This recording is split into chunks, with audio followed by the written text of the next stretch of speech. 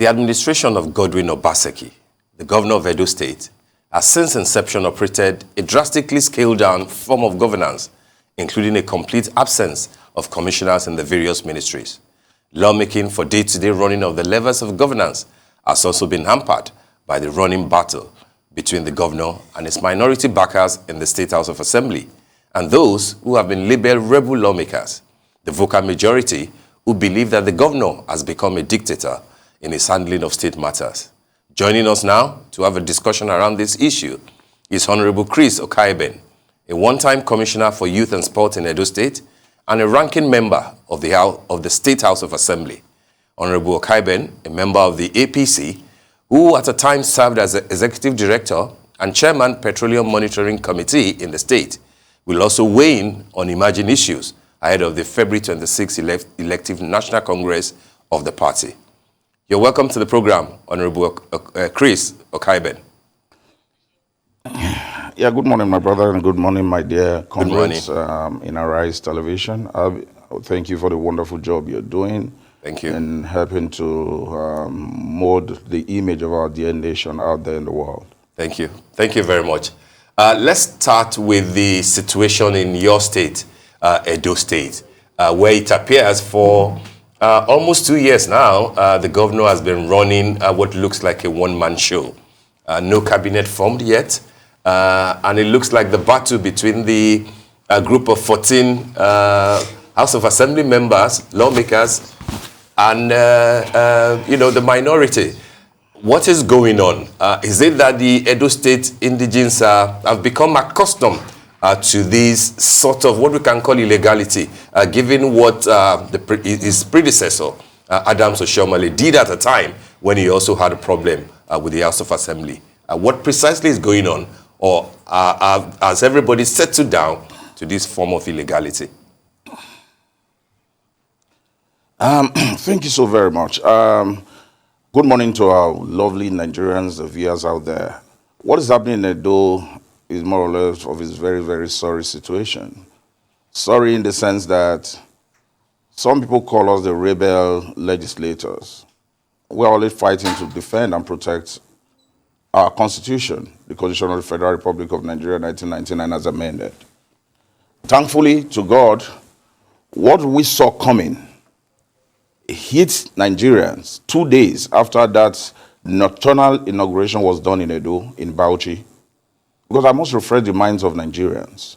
If you recall, when 9 members out of 24, under the watch of the governor, decided to go and inaugurate themselves, I consider that a party, maybe a party, a rascal party, because in that video, if you play it back, thank God history don't lie anymore. There was a member who was wearing a short knicker in the floor of the assembly, wearing a short knicker. There was one who was given a jacket to wear. How best can you describe that in a democracy? So, when that of Bauchi happened and that of Edo happened, I will never forget the statement of Mr. President when our dear amiable leader, who was then the national chairman of the All Progressive Congress, led the APC extraction, who were denied in Bauchi, to the president. And the president, I quote him, and he said to them, to the Bauchi lawmakers, take a cue and learn from what the Edo legislators are doing, that you must stand by what is right, and we must stand to defend to the latter every word of the Constitution of the Federal Republic of Nigeria. And Section 91, nobody can bend the Constitution of the Federal Republic of Nigeria as of today, as much as I know. Section 91 clearly and expressly states that a house shall, it did not give room for ambiguity, shall consist of not less than 24 members and not more than 40. And when there is a shall, I don't see where one governor sits down somewhere and says, no, that's the Constitution. I want to run my state with 10 members. And let me quickly bring to the attention of the entire nation and Nigerians at large, even in diaspora, that this governor, even when I was a member of the 6th Assembly, had told the then speaker that he only just wants 10 members he can work with that trusted. And I can tell you in that assembly, that was the kind of administration he was running. He calls just 10 people to his office. Those are people he wants to relate to it. And I can tell you that was what led to Edo, even when Mr. President, in his wisdom and magnanimity, offered Nigerians that there must be autonomy for the legislature, the judiciary, and even the local government. Today, what is the story? This governor called members and said, we must vote against our own autonomy. But thank God for all other seats, for all other houses of assemblies in Nigeria, who all came together, and they had an overwhelming majority, and that issue was passed. Today, has it come into existence? Is the legislator in Nigeria today actually, do they actually have the autonomy? The answer is no. Why? Because some governors have decided, because they have money in their possession, to go and work against it so that they can continue to hold the legislature to ransom. In any case, coming back to Edo, it's very sad. The home known for culture, for bronze making, the very, very kingdom where our Oba of Benin sits and resides. It is the home where people like to visit our palace because it's one of the greatest kingdoms in the world. I can tell you that state is in the news for the wrong reasons. We're talking about the legislature today, the House of Assembly. I'm happy the world knows today that they have not been a functional commissioner. It took more than 1 year when civil society groups had to start protesting that a governor cannot run a state as a dictator. I can tell you there are no local governments today in Edo. Would that have happened if we had a functional state assembly? The answer is no. As the Edo is today, you have one APC in the House, and you have only 9 PDP members. But do not forget, Edo Abinisho from the beginning was a 24-member APC House until the governor decided to go to the opposition, where he felt was more comfortable for him to achieve his second bidding. And at the end of the day, took 9 of our members to PDP. It's a matter of choice, and we congratulate our colleagues who did that. But what is important is, just for the purpose of those who believed out there that we decided to stay away from representing our people, the answer is no. We have said, and we are using this medium to appeal to the federal government to ensure that this is not a legacy that should be tied to the Buhari administration, where democracy is raped in one of the states that constitutes the Federal Republic of Nigeria, and we are going to turn our eyes away. Bala Muhammad, who was the governor of Bauchi State, when Mr. President gave that admonition and advised the governor to do the right thing, respected the opinion of Nigerians and did what was right. Today, Bauchi is running, and the governor is comfortable and is not working with any threats. Kudos to him. That's a PDP governor. As at the time the president gave this directive and advice, this present governor was an APC member. He undermined the directive and the advice of Mr. President. He undermined the advice of even legal luminaries, senior advocates who came to different television stations to say, this is not what Nigeria should be known for. This is not what Edo should be marketed for. And at the end of the day, what happened? They started labeling us names, calling us voices of the former national chairman, Adams Oshomole. I have no regrets. If you call me an Adams Oshomole boy, I also dare to challenge the governor that he's also an Adams Oshomole's boy. Because we all know where we are coming from. We are not going to forget where we are coming from. Name all of them who are in that government today. They are a product of Adams Aliyu Oshomole. So I don't give in to people try to give a dog a bad name because you want to kill it. And because posterity will judge all of us someday. So as my dear brothers and sisters out there, for whatever is happening in Edo, is rather a sorry state. And for all of us, every good man, every man who loves this nation of good conscience must speak truth to power to say what is happening now is totally wrong. Let me quickly mention this. When it was becoming so clear that this was not in the interest of our democracy in this nation, we wrote through our lawyers to the Attorney General to interpret Section 91 of the Constitution. In the wisdom of the Attorney General, Malami-san, may God bless him, he did not shy away from the truth, because even then, Obaseki was still a member of APC. He wrote to the Inspector General of Police asking that the Constitutional Federal Republic of Nigeria is being threatened and that the proper inauguration should be done. And the IG should please provide enough security to ensure that the House is properly constituted. We went to the National Assembly. The National Assembly set up different ad hoc committees in the both chambers of the National Assembly. The House of Rep went on a different date. The Senate went on a different date. I'm glad to announce today and praise the courage of the both National Assembly, who came up without bias. They went to Edo on a fact-finding mission, had a chat with the governor, had a chat with the then Commissioner of Police, had a chat with the then Director of SSS, who both corroborated their information to say that they were not told there was going to be an inauguration. What they were told was that they should provide security for the protection of the government assets at Ring Road. So when the National Assembly came up with their report was clear that the House should be properly inaugurated. What then did the governor do? The governor paid some people to go to Port Harcourt to restrain the National Assembly from interfering into the affairs of Edo State. I dare to challenge the governor today because he's not familiar. He wasn't a politician. He's not familiar with the political ethics in the country. So he should understand that today, the 36 state houses of assembly are under the direct supervision of the National Assembly. The Senate President and the Speaker House of Representatives. So if it's like a house where a father has so many children, if one of your child is being threatened, of course the father will quickly run down to sort through that problem so that it doesn't become a matter that is escalated. And that's what the National Assembly did. But today, he restrained them so that they will not interfere into the matters that were going on in Edo State. For what reasons? But I am glad today this will not slide. Because even if the governor leaves the office, some of us will, thank God, God will give us breath to breathe. All right, Honourable Okaeben, I'm going to have to cut in there. Let's take a little step back and look at the rudiments of this particular issue. May we know from you why this crisis in the State House of Assembly has continued to defy all efforts at reconciliation, and what are the factors fueling it in your opinion? Also, of course, Governor Godwin Obaseki has been touted to be a dictator. Does it sound like you're mirroring those thoughts? Listen, thank you very much. When different opinion molders and shapers suggest and prescribes that the governor is a dictator, it's not far from the truth. It's not far from the truth. And I can give you instances. I'm glad today he's now in PDP. The dictatorial tendencies he had in APC, he has taken to PDP. So whether you like it or not, that is now a known. It's no longer in doubt. He is a dictator. Therefore, whatever, you have just asked a question, my dear sister, and you said, what are the reconciliatory moves? I dare to say, the most revered kingdom in the world, and I hold it in dear passion, is the traditional institution of the Benin Kingdom. The palace of the Oba of Benin, Oba Ewa Ogidigan II. I tell you, no matter how difficult a problem is, even if it cannot be solved in Kovu, it can be solved in the Oba Palace. The first venue for a very peaceful reconciliation is the palace of the Oba of Benin.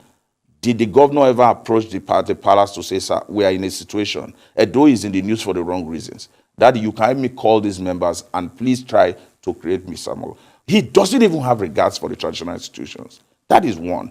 There is nobody the governor has regards for. And that is why he can run a state with 10 members. And he doesn't care. They are passing financial bills with 9 members or 10 members of the House because they do not understand the implication of what they are doing. And for those who are even trading with them are the ones I feel very sorry for. Because they should go back and maybe probably meet with the Minister of Finance and the CBN governor to understand, and also meet with the Senate President, what the implication of passing a financial bill with less than required members of the House. So that's a matter for another day. When you talk about reconciliation, my dear sister, these 14 members, out of humility, we humbled ourselves. The governor of Plateau State, Lalong, called for a meeting in order to reconcile this issue. Because he was once a legislator. Lalong was once a speaker of the House of Plateau State House of Assembly. And he said, Mr. Governor, I was in that meeting. And he said, Mr. Governor, the legislature, you need them. The legislature, you cannot rule them away. In the absence of the legislature in a democracy, then we are in a total fiasco. It's like the president waking up one day and saying that, Bajabi Amila, I've come to realize now that you people are too many. I cannot work with all the House of Rep members anymore. Reduce them, I can only be able to work with only 59 House of Rep members, and there must be APC members. I beg you, in the name of God, in a democracy. So we must not begin to allow one individual set a precedent that will consume the entire nation. Let me quickly draw your attention to what happened in Plateau State. The reason why we will fight to defend the constitution to the latter. 8 members impeached a speaker in Plateau State. It took the intervention of leaders from that state. And even the judiciary, who had to say, no, this will not fly. Because now, if 8 members can impeach a speaker, it means one day we'll wake up in Nigeria to hear that 25 House of Rep members and only 9 members of the Senate have impeached a president. That would cause a war in a nation. Therefore, I beg anyone who loves this dear nation to stand up for the truth and say what is wrong, as we see it now, and ask Governor Godwin Obaseki to inaugurate the House and ensure that the proper House is running for the good governance of Edo State. Fantastic. I mean, we all know that these different functions of government serve a purpose. First and foremost, with you agreeing with the description that the current governor of Edo State is, in your words, a dictator, surely that has a negative impact on the functions of those people who are elected or supposed to be conducively putting together their different functions of governance. So with this crisis happening, can I please ask you to let me know in what ways you think this problem is impacting the people of Edo to receive the benefits of governance that they are entitled to? How specifically has this crisis above them affected their everyday lives, if at all? Thank you very much, my sister. Exactly, now you've taken me to what the problems are. Let me inform the general public today. The 14 House of Assembly members constitute, mix up 11 or 12 local governments in Edo State. Edo State comprises of 18 local governments. If you remove 11 local governments from that state, you're only left with 9. So the import of that today, my dear sister, is that 11 local governments are disenfranchised. 11 local governments are cut out of governance. 11 local governments have no representation. 11 local governments are in limbo as we speak. I want to dare inform Nigerians today. I thank God for what the journalism, for the journalism and of course the fortune of the estate is doing for Nigeria and even the world at large. You can no longer hide the truth. I remember when Oshomole was governor, one thing the market woman knew Oshomole for is I mark. It is not ear mark. You don't say, you can't come and tell Nigerians you are working, and until today, the Vice President of the Federal Republic of Nigeria went and did a groundbreaking ceremony in one of the local governments in my state, and for the construction of an industrial park. And that industrial park was supposed to be under a local government, Ipobaha. As we speak today, they were caterpillars bulldozing the place. My very innocent professor, Yemi Osibajo, our vice president, went there and cut the tape to indicate that development was coming. And as I speak to you today, that place is a forest. Why? Because there is no representation for that local government to go back to executive arm to say you brought the vice president here and you put the entire state and local government before the world to say you were bringing employment to our unemployed youths, you were bringing economic activities to this environment. Mr. Governor, why is this place still a forest? 7 years down the line now. Those are the issues. Nobody can interrogate him anymore. And the presence of the legislature is to be able to interrogate the activities of the executive so that it can bring benefit to our people. And that is why today, if for instance, I'm from Oredo Federal Constituency, I'm Oredo West Constituency. There are 2 state constituencies that make up our federal constituency. Today, our representative in the Federal House of Rep is doing fantastically well. He's doing, because his chairman has committee on culture. There is no time, it doesn't take. Forget the fact that we are from different political divisions. He's a PDP, I'm an APC. Before the governor went to PDP, he defeated the governor in our federal constituency to show that the governor is not in tune with our people. Okay, now, what happened? He has gone there now to meet the young man in PDP, and in his dictatorial nature, he has gone there to be telling them, you sit down there. No, remove that Obi. No, remove a wedding hammer from this local government. That is their business, and they can deal with that as long as they can deal with it. But talking about our people and how they tend to benefit from this crisis, our people are the receiving end. Hence, you understand why we are knocking on every door. Throughout the whole of last week, we went to the National Assembly again, the Senate, and our Speaker, because it is today, what we are asking the federal government and even the Attorney General to please do. They must ask the governor to integrate the House. As far as we are concerned, when the Attorney General wrote that letter to the Inspector General of Police, in fairness to him, Adamu then, who was the IG, he gave express directive that full security should be given for inauguration of these members. I must give it to them. I would not condemn the police. They did what was expected of them. But guess what happened? The governor is in a commando manner. I'm happy today. BBC carried that news. And I'm using this opportunity now because BBC covered that news when he was demolishing another arm of government. Let me remind Nigerians, there are 3 arms of government. The legislature, the executive, and the judiciary.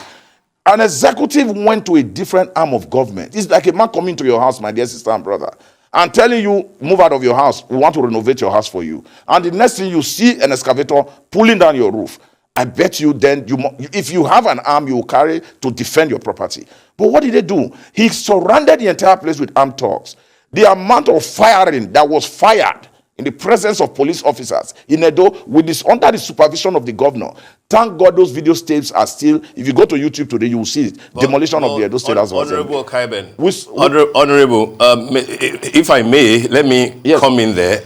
I see that you have consistently described the governor as a dictator, commando-like manner, etc. But I asked you when we started the program that, isn't this the same thing that your own political godfather, Adams Oshiomhole, did when he was governor, at a time when Obaseki was the chief economic advisor in the same party, in the same government?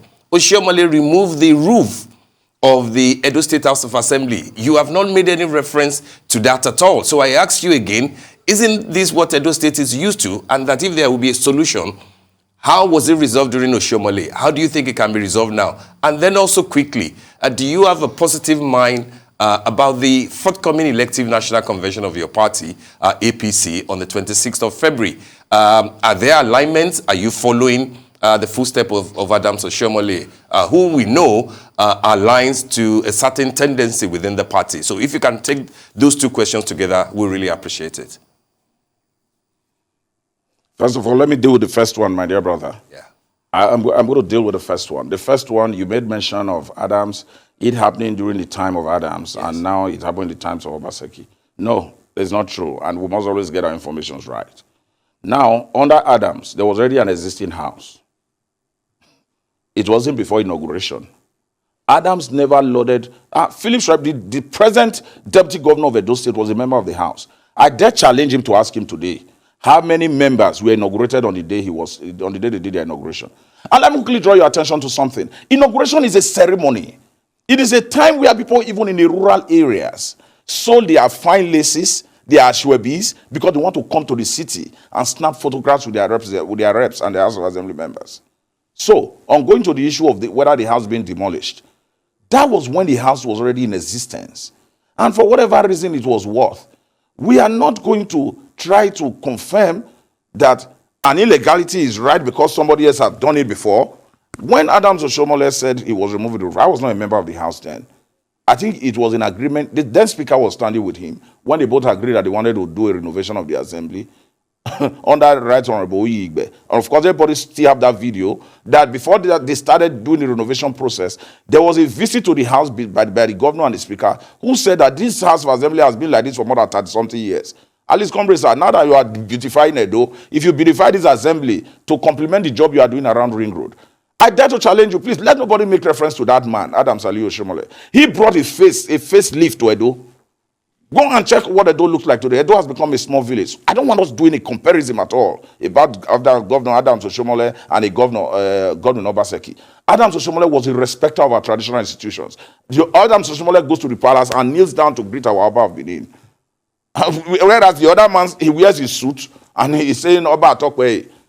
So I don't, let us not do it. There's no basis for comparison. In any case, like I told you before, it's a case of a father and a son. And let them come and take me to any court. In one of my press statements that brought about a quarrel between me and the governor, I refer to him as being a product.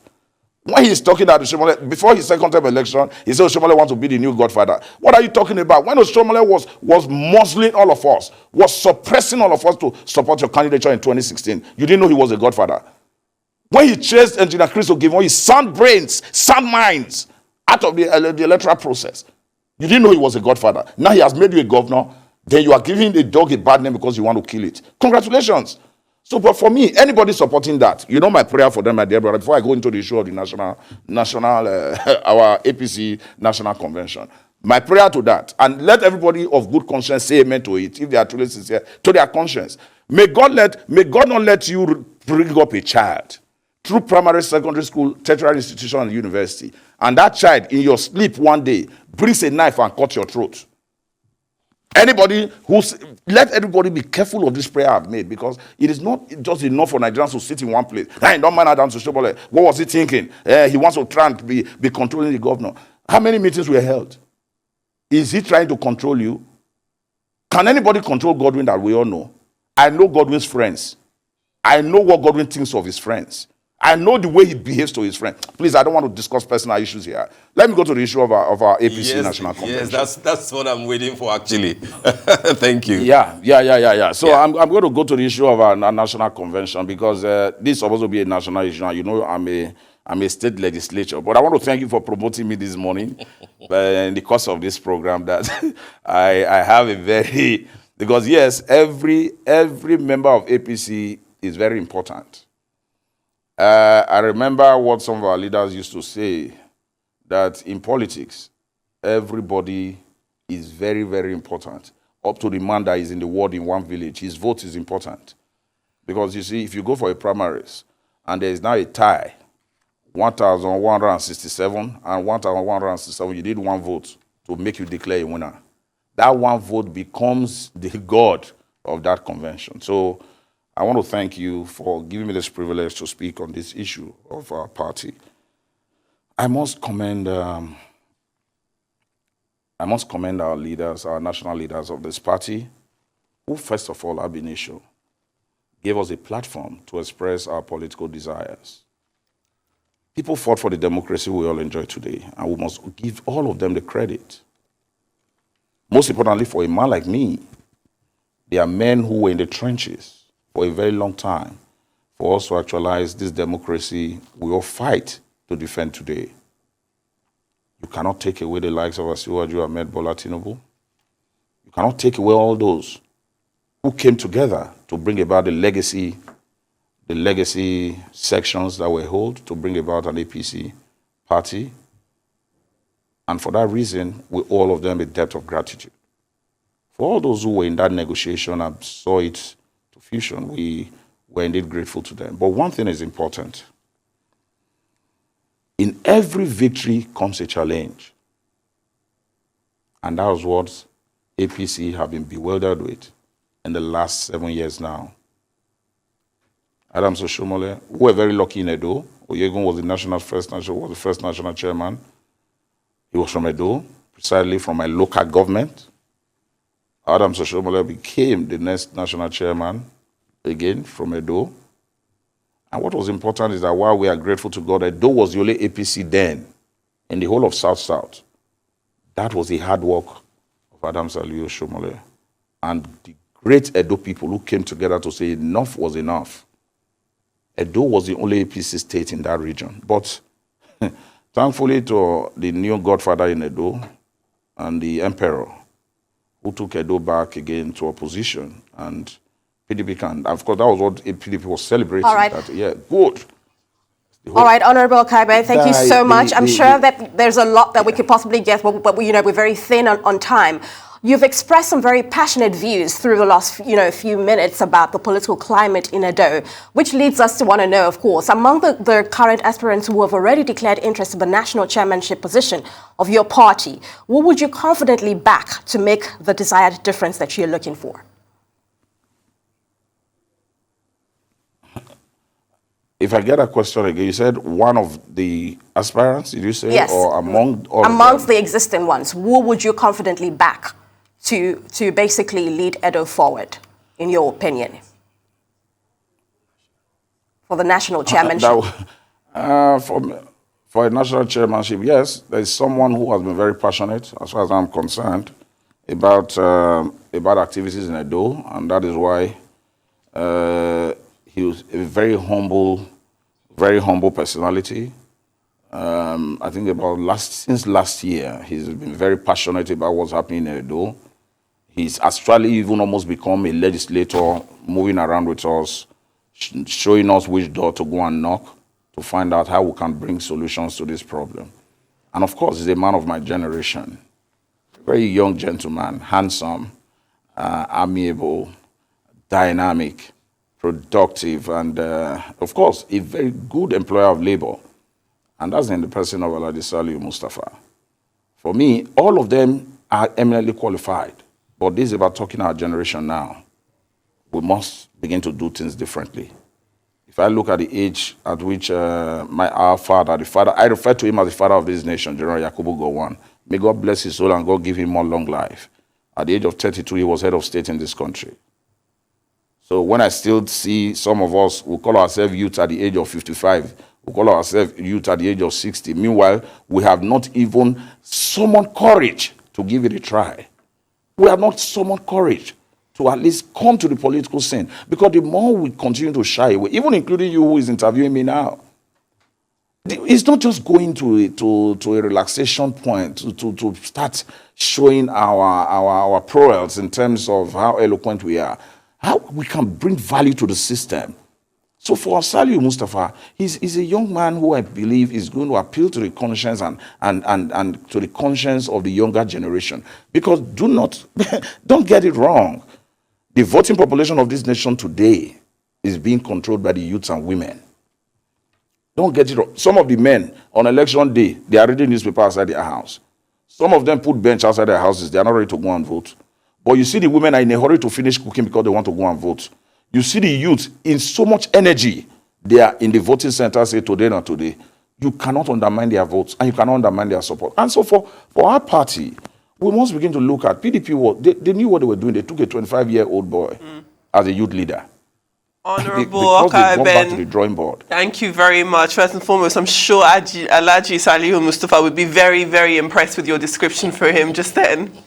And I'm sure the people of Edo have been very much interested in this discussion. Thank you very much. Why are you smiling? Because I thought it was entertaining. Am I alone? I thought it was quite entertaining, but thank you very much for your time. It was a good one that you have a candidate in mind and you're able to stand behind your candidate. We can only wish you the very best on the 26th of February. No, see, let me tell you, I must commend you guys. In the nation we have today, I'm not a coward. I would not run away from the truth. Like I said to you, what is important is that all the candidates, they are wonderful people. They are members of APC. Right. They are not coming from the moon. So, but what is important is that everybody has a right to pitch your tent where you know you believe that you are going to find. We agree. Well, it is time now for a short break. Thank you very much for joining us.